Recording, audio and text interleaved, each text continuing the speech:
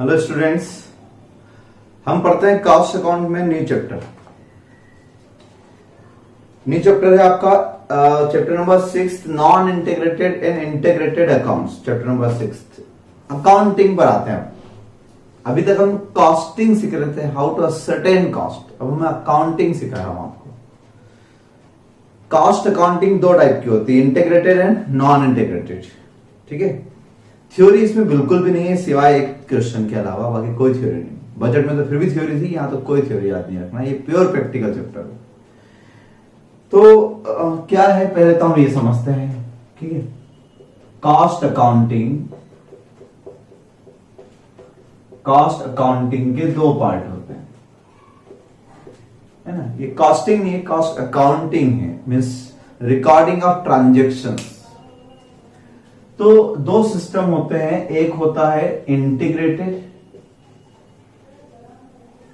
और एक होता है नॉन इंटीग्रेटेड। ठीक है, दूसरा क्या होता है, नॉन इंटीग्रेटेड। दो होते हैं। इंटीग्रेट नॉन इंटीग्रेट में बेसिक डिफरेंस ये है कि कॉस्ट रिकॉर्ड्स सिर्फ मटेरियल, लेबर, ओवरहेड्स इससे रिलेटेड होते हैं कॉस्टिंग में। जबकि आज तक आप जो अकाउंट पढ़ते हैं वो कौन से अकाउंटिंग पढ़ते हैं, वो कॉस्ट अकाउंटिंग, वो फाइनेंशियल अकाउंटिंग पढ़ते हैं। इसलिए वहां डेटर, क्रेडिटर, इससे पैसा लेना, उसको देना है, बैलेंस शीट, इंटरेस्ट, लोन, सब अलग, फाइनेंसिंग एक्टिविटी, ऑपरेटिंग, सब तरह की एक्टिविटीज। ठीक है, वो कंप्लीट अकाउंटिंग थी, वही सही अकाउंटिंग होती है। ठीक है, लेकिन जब आप कंप्लीट सेट रखते हो, complete set of books of accounts,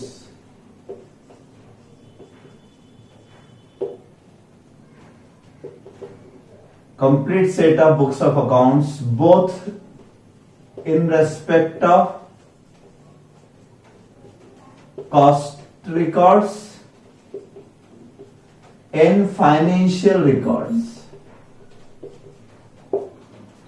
जब आप दोनों के रिकॉर्ड का complete set of accounts both in respect of cost record and financial records maintained together, मतलब आप दोनों रिकॉर्ड को अलग अलग नहीं रखते, इंटीग्रेटेड, यानी इंटीग्रेट का मतलब है जोड़ा हुआ। तो जब एक ही बुक्स में, आप इसे भी लिख सकते हो, single set of books of accounts maintain for both costing records and financial. उसी में हम कॉस्टिंग की एंट्री भी कर लेंगे, उसी में फाइनेंशियल मैटर्स, डिवेंचर इश्यू करना, इंटरेस्ट इश्यू देना, डिविडेंड देना, डेटर्स से लेना, फाइनेंशियल मैटर्स भी इसमें इंक्लूड कर देंगे, कॉस्टिंग, रॉ मटेरियल, लेबर, ये मैटर भी उसी में इंक्लूड कर देंगे। तो यहां पर complete set of books of accounts both in respect of cost and financial records maintain together. ठीक है, और ऐसे लिख सकते हैं, no separate books for cost and financial accounts. No separate books, आप सेपरेट नहीं रखते हो यहां पर। और इन नॉन इंटीग्रेटेड, नाम इसका नॉन इंटीग्रेटेड, जुड़ा हुआ नहीं है, means when separate set of books of accounts maintain for costing records and financial records. तो जो अलग अलग बुक्स रखते हो, कॉस्ट के अलग रख रहे हो, फाइनेंशियल के अलग रख रहे हो, तो ये होगा नॉन इंटीग्रेटेड अकाउंटिंग सिस्टम। ज्यादा सही कौन सी होगी, फाइनेंशियल वाली, क्योंकि उसमें सब कुछ एक्चुअल लिखा होता है और सब लिखा होता है उसमें, ऑपरेटिंग एक्टिविटीज, इन्वेस्टिंग, फाइनेंसिंग, सब लिखा होता है, लेना देना, ये वो सब। सिर्फ कॉस्टिंग नहीं, हर चीज लिखी होती है। रॉ मटेरियल खरीदा तो वो फाइनेंशियल में तो लिखते हैं ना, मटेरियल परचेज, लेकिन कॉस्टिंग के दायरा लिमिटेड है। यह बात अभी समझ में आएगी आपको क्वेश्चन करते करते। ठीक है, तो यहां पर एक वर्ड और लिखना है कि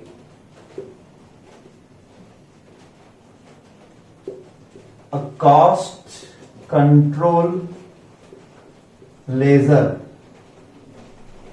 अकाउंट, और या और मत लिखो, मतलब इसी का दूसरा नाम होता है और general ledger control account is to be maintained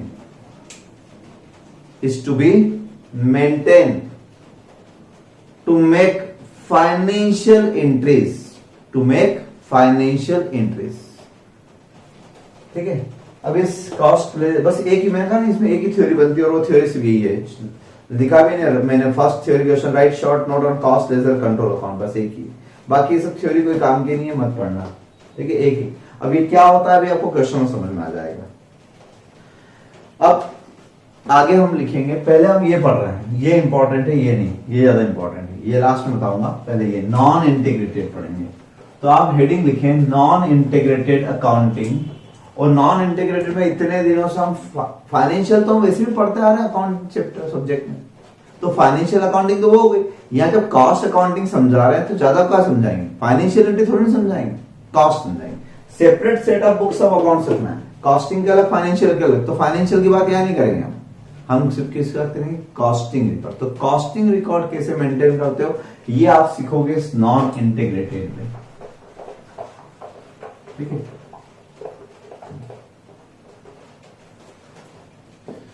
तो आप हेडिंग लिख लें non integrated costing records. Costing records की बात कर रहा हूं, ठीक है।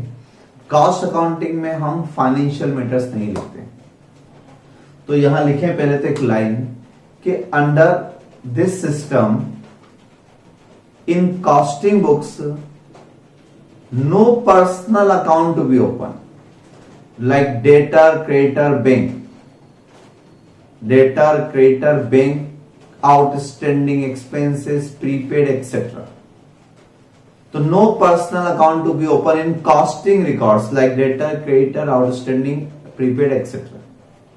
And no cash account or other financial accounts like debentures, dividend, interest not open in costing records.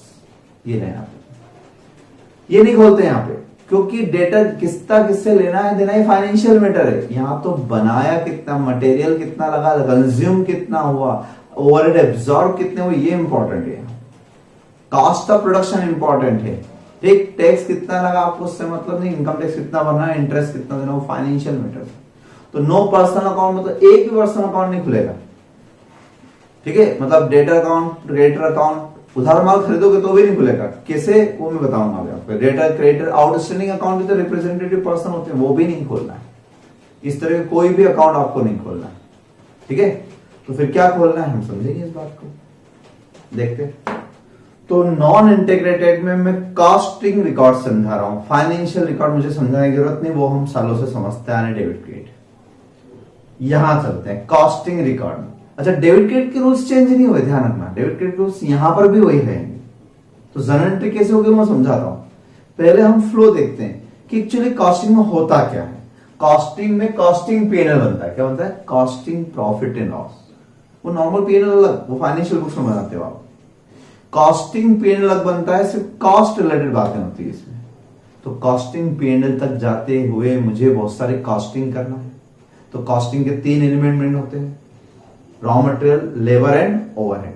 Production होता है। तो ये फ्लो चार्ट याद रखना, ये अपनी कॉपी में बहुत सिस्टमेटिक लिख के रखो आप इसको। नंबर 1, सप्लायर से हम गुड्स खरीदते हैं, क्या करते हैं हम, गुड्स परचेज करते हैं, है ना।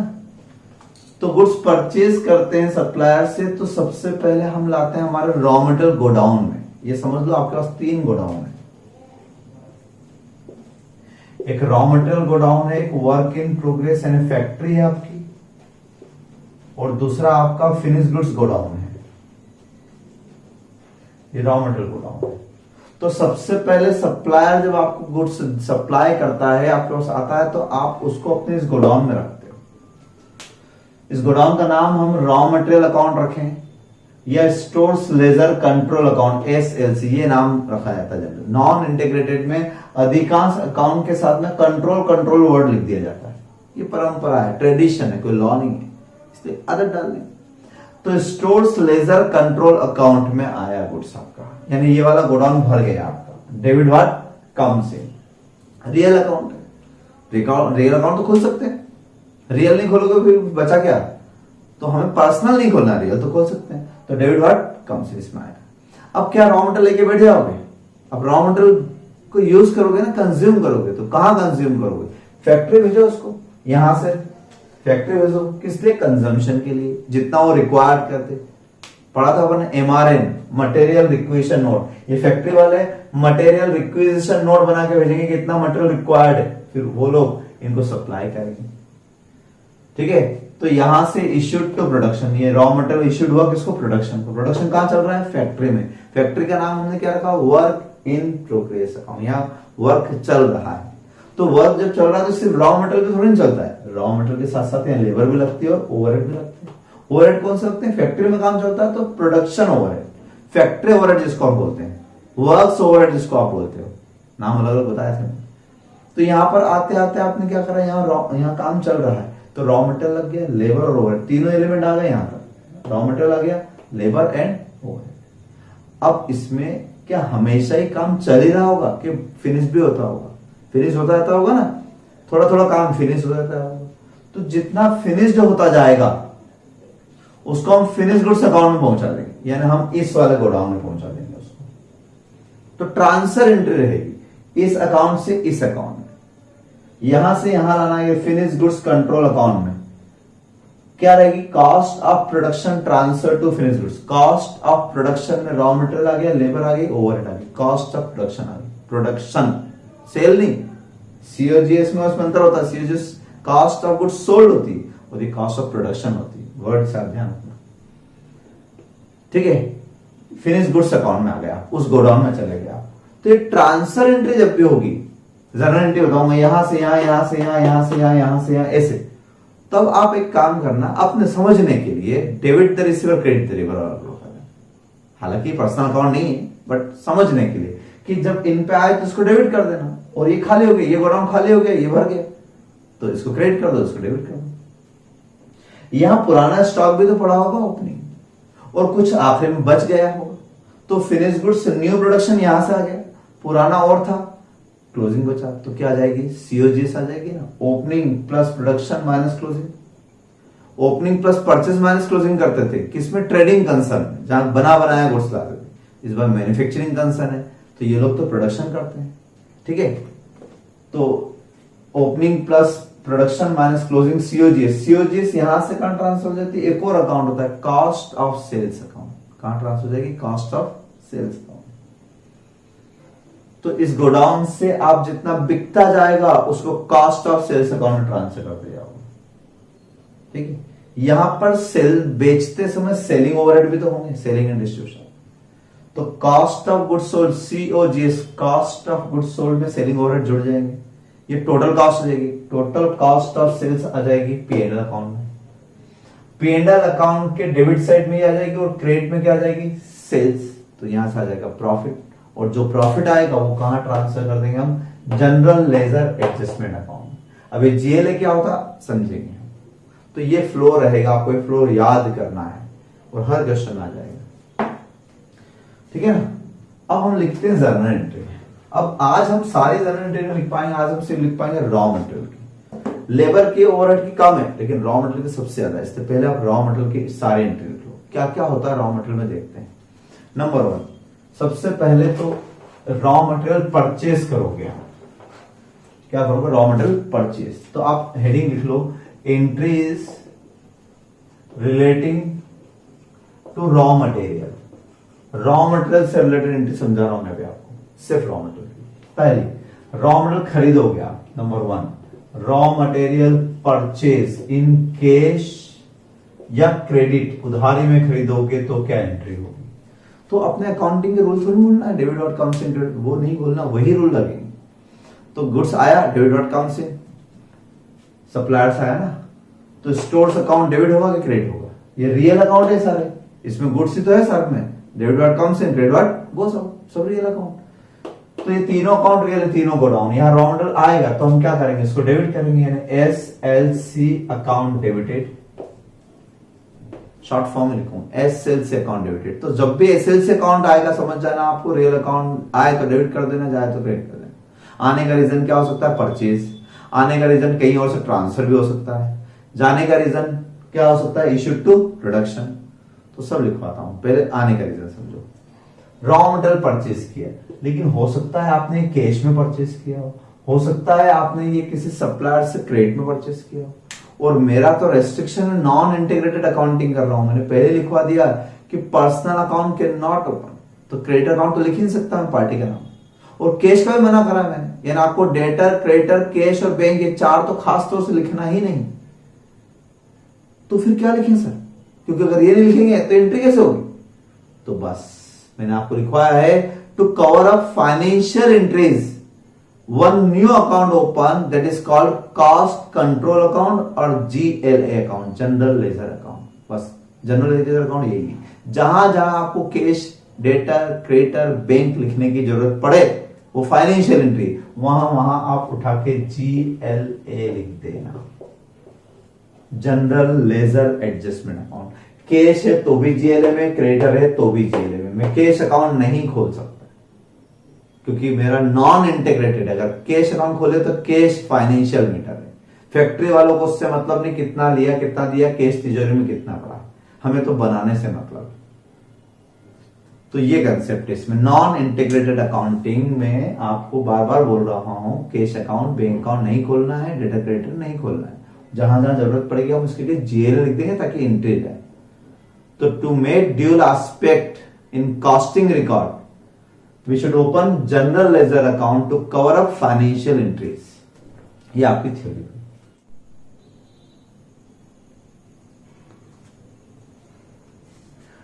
अब मान आपने इस गुड्स परचेस के साथ आपने कैरीज या फ्रेट दिया, इनवर्ड कैरीज जो खरीदने में होता है। तो अपनी बात हुई थी कि गोडाउन गेट तक के सारे एक्सपेंसेस कॉस्ट में ऐड होते हैं, तो या तो इसी एंट्री में ऐड करके लिख दो, या फिर ये inward carries and freight SLC account में डेबिट कर दो। SLC अकाउंट में डेबिट करेंगे तो ऑटोमेटिक कॉस्ट बढ़ जाएगी ना, और दिया होगा कैश या उधारी होगी तो आउटस्टैंडिंग, तो ना मुझे कैश अकाउंट खोलना है ना मुझे आउटस्टैंडिंग अकाउंट खोलना है। इसके लिए क्या लिख दूंगा, जी। उस सप्लायर का गुड्स मुझे रिजेक्ट करना है, रिटर्न करना है, तो रिटर्न टू सप्लायर, तो इसी की रिवर्स एंट्री।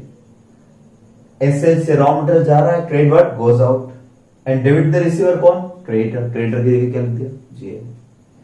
तो ये हुई आपकी सिंपल रॉ मटेरियल की एंट्री खरीदने की। अभी सिर्फ गोडाउन में है हमारे पास, जो अच्छा अच्छा गुड्स है वो रख लिया, बाकी रिटर्न कर दिया अभी गोडाउन। अब इसको क्या करें, इस रॉ मटेरियल को रखना है क्या, कहीं इश्यू करें, यूज करें, तो कहां इश्यू करेंगे, प्रोडक्शन पर्पस के लिए। कहां, फैक्ट्री में। फैक्ट्री का नाम क्या, work in progress control account. तो हम करेंगे इश्यूड फॉर प्रोडक्शन, या बल्कि ऐसा लिख सकते हैं कि raw material issued by issued. अब इश्यूड में दो तरीके से इश्यू करेंगे, तो कुल मिलाकर गोडाउन तो खाली होगा, क्रेडिट वर्ड गोज आउट, तो credit word goes out, SLC credit तो होगा। अब कहां जाएगा गुड्स, फैक्ट्री में। फैक्ट्री का हमने नाम क्या लिखा, work in progress control account debited. और एक और बताता हूं, इसको हम बोलेंगे फैक्ट्री ओवरहेड कंट्रोल अकाउंट। नाम बड़े बड़े हैं, शॉर्ट फॉर्म में लिखते हैं ना एग्जाम में भी। तो ऐसा क्यों किया सर आपने, ऐसा इसलिए किया मैंने कि जो प्रोडक्शन के लिए होगा, raw material issued for production, तो फॉर प्रोडक्शन अगर है तो यहां आएगा, तो यहां आएगा। और फॉर रिपेयर्स अगर है, रिपेयर्स, तो यहां आएगा।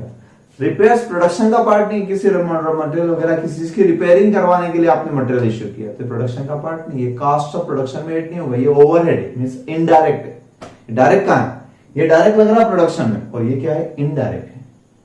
ठीक है, यानी हम इसको ऐसा भी कह सकते हैं, ये डायरेक्ट मटेरियल है और ये इनडायरेक्ट मटेरियल है, ऐसा लिख के रखोगे। तो डायरेक्ट मटेरियल, डायरेक्ट चीजें जितनी भी प्रोडक्शन में चार्ज होगी, और इनडायरेक्ट चीजें जितनी भी वो ओवरहेड में चार्ज होगी, फैक्ट्री ओवरहेड, ये कंसेप्ट है। अब हो सकता है कि हमने उनको department factory overhead sorry factory में भेजा, उनको ये गुड्स पसंद नहीं आया तो उन्होंने वापस हमें भेज दिया। तो हमें अगर भेज देंगे वो लोग रिटर्न बाय प्रोडक्शन डिपार्टमेंट, तो वो प्रोडक्शन डिपार्टमेंट रिटर्न करेगा तो हमारे गोडाउन में, सप्लायर को थोड़ी ना, हमें करेगा। हमें मतलब कि एसएलसी रॉ मटेरियल गोडाउन वाले, तो रॉ मटेरियल बढ़ जाएगा, एसएलसी अकाउंट डेबिटेड, और जो डब्ल्यूआईपी डेबिट हुआ था वो कम हो जाएगा, work in progress control account create हो जाएगा। तो इसी की रिवर्स एंट्री, तो समझा आप, यहां रिटर्न था तो यहीं की रिवर्स एंट्री, यहां रिटर्न था तो यहां की रिवर्स एंट्री होगी। ठीक है, ये हो गया। तो मेन दो ही एंट्री खास तौर से रहेगी, एक रॉ मटेरियल परचेज करना और एक रॉ मटेरियल को इश्यू करना। कम से कम में भी दो क्वेश्चन में, कि खरीदा नहीं होगा ऐसा हो नहीं सकता, और खरीदने के बाद इश्यू नहीं किया होगा ऐसा भी नहीं हो सकता। तो ये दो जरूर होगी, बाकी होना। और क्या क्या हो सकती है सर एंट्री? तो और एंट्री ये हो सकती है कि आपने एक जॉब, फैक्ट्री तक तो पहुंच गया माल, वही फैक्ट्री में यहां भी काम चल रहा है, वहां भी काम चल रहा है, यहां भी काम चल रहा है, तो रॉ मटेरियल यहां से उठा के उस जॉब पे ट्रांसफर कर दिया। Raw material transfer from job number A to job B, एक जॉब से उठा के। तो इसमें आप बताओ कहीं गोडाउन इफेक्ट हो रहा है? रॉ मटेरियल गोडाउन से गया क्या? नहीं। तो स्टॉक जो रॉ मटेरियल गोडाउन है एसएलसी, उसमें कुछ डेबिट क्रेडिट नहीं होगा, ये तो वहीं की वहीं ट्रांसफर है, फैक्ट्री की फैक्ट्री में, यानी डब्ल्यूआईपी टू डब्ल्यूआईपी। बस अंतर इतना रहेगा कि इस जॉब से उठाकर उस जॉब में लगे तो एक की जॉब की कॉस्ट कम हो जाएगी और एक की कॉस्ट बढ़ जाएगी, क्योंकि रॉ मटेरियल यहां से माइनस हो गया वहां चला गया, तो उसकी कॉस्ट बढ़ जाएगी, इसकी कॉस्ट कम हो जाएगी। तो हम क्या करेंगे, transfer from job A to B, तो जॉब नंबर बी हम डेबिट कर देंगे। क्यों? क्योंकि ये रिसीवर है। और किसको क्रेडिट कर देंगे? जॉब नंबर ए को क्रेडिट कर देंगे, क्योंकि ये क्या है? गिवर है। ये नॉर्मल कंसेप्ट। तो ना एसएलसी अकाउंट इफेक्ट हुआ ना डब्ल्यूआईपी अकाउंट, गोडाउन में कोई इफेक्ट नहीं आया, नहीं की। ठीक है, रॉ मटेरियल। और एक एंट्री और लिख लो 7th नंबर पर कि raw material purchase specifically for particular job, raw material purchase specifically for special job. तो जब आप कोई रॉ मटेरियल स्पेसिफिक पर्पस के लिए खरीदते हो कि वो वहां काम चल रहा है, वहां ये यूनिक मटेरियल लगने वाला है, नॉर्मल नहीं, तो आपने परचेज की स्पेसिफिक जॉब के लिए, तो फिर आप सप्लायर से पहले अपने गोडाउन में लाओ, फिर गोडाउन से डब्ल्यूआईपी में ले जाओ, ऐसा क्यों कर रहे हो? सीधे सप्लायर से बोला ट्रक वहीं खाली कर देना, कहां? फैक्ट्री में। तो ऐसी कंडीशन में मटेरियल खरीदा जरूर आपने, तो raw material direct purchase for specific job या स्पेशल प्रोजेक्ट। तो हम क्या करेंगे, सीधे work in progress control account में सीधे फैक्ट्री में ही चार्ज कर देंगे ना, और टू सप्लायर, सप्लायर मतलब जीएल अकाउंट। तो इसमें एसएलसी का रोल नहीं रहा, रॉ मटेरियल गोडाउन में लाने नहीं दिया, सप्लायर से सीधे हमने फैक्ट्री पहुंचा दिया डब्ल्यूआईपी अकाउंट में, तो वो डेबिट हो गया, और सप्लायर यानी जीएल अकाउंट क्रेडिट हो गया। तो डायरेक्ट परचेज में ऐसा होता है। ठीक है, हाँ, एक दो एंट्री और लिखवा देता हूं। चलिए, रॉ मटेरियल लॉस भी तो हो सकता है, रॉ मटेरियल लॉस भी तो हो सकता है। तो लॉस दो तरह के होंगे, नॉर्मल एंड एब्नॉर्मल। अगेन एक ही बात जो हर बार काम आती है, normal loss absorbed by good units and abnormal loss transfer to costing P&L। तो normal loss of raw material, अभी रॉ मटेरियल की बात कर रहा हूं, normal loss of raw material, इसमें कोई एंट्री की जरूरत नहीं है, नो एंट्री रिक्वायर्ड। और यहां लिख दो वही normal loss absorbed by good units. और ये बात अगर याद हो तो मटेरियल चैप्टर में आखिरी क्वेश्चन देखना सबसे लास्ट, मैंने कहा था वो क्वेश्चन अकाउंटिंग चैप्टर का है, फिर भी मैंने कहा था अभी कॉपी कंप्लीट करना इसलिए वो क्वेश्चन करवा देता हूं, मैंने करवाया था वो क्वेश्चन स्टिल यहां का है, इस अकाउंट का है वो, यहां इस ये वाले जनरल एंट्री वहां करवाई थी। तो नॉर्मल लॉस में हमने कोई एंट्री नहीं की थी, क्योंकि normal loss automatically absorb by good units, उसकी कॉस्ट बढ़ा देते हैं अपन। ठीक है, और एबनॉर्मल लॉस की एंट्री क्या होगी? Abnormal loss transfer to profit and loss account, costing P and account, sorry costing profit and loss account. तो रॉ मटेरियल कम तो होगा, एसएलसी अकाउंट क्रेडिट तो होगा क्योंकि गया गुड्स। कहां ले जाएंगे इसको ले जाएंगे costing profit and loss account, ये एंट्री होगी। तो एबनॉर्मल लॉस की एंट्री होगी, इसकी एंट्री नहीं होगी। अब आप बोलोगे सर नॉर्मल लॉस में भी गुड्स कम तो होगा, एसएलसी क्रेडिट होना चाहिए, नहीं, वो ऑटोमेटिकली किसने एब्सॉर्ब कर लिया? गुड यूनिट्स में, यानी उसका लॉस क्रेडिट हुआ और वापस डेबिट हो गया किसमें? गुड यूनिट्स में, तो हिसाब बराबर हो गया ना। कम हुआ, लेकिन कम हुआ जितना उतना क्रेडिट करना है, वो क्रेडिट करके उतना कहां ले गए? डेबिट में, यानी एसएलसी क्रेडिट हुआ लॉस के कारण, और वापस कहां एब्सॉर्ब कर लिया? गुड यूनिट्स में डेबिट कर दिया एसएलसी में ही, तो वापस डेबिट क्रेडिट खत्म, इसलिए उसको वो एंट्री नहीं होती है, normal loss absorb by good. ठीक है, इसके बाद हम लिखेंगे ओवरहेड वेजेस की एंट्री, वेजेस के बाद ओवरहेड की एंट्री, ओवरहेड के बाद ट्रांसफर एंट्री, तब जाके हम कंप्लीट क्वेश्चन पर आएंगे। तो फिलहाल कोई होमवर्क नहीं है आपके पास, अभी आप कुछ भी क्वेश्चन नहीं कर सकते, ठीक है। Thank you so much. But इतनी एंट्री तो याद कर सकते हैं, और इतनी एंट्री आप लिखते जाएं समझ के, क्योंकि इस चैप्टर में होमवर्क बहुत मिलने वाला है, अपडेट रहना आप लोग सभी।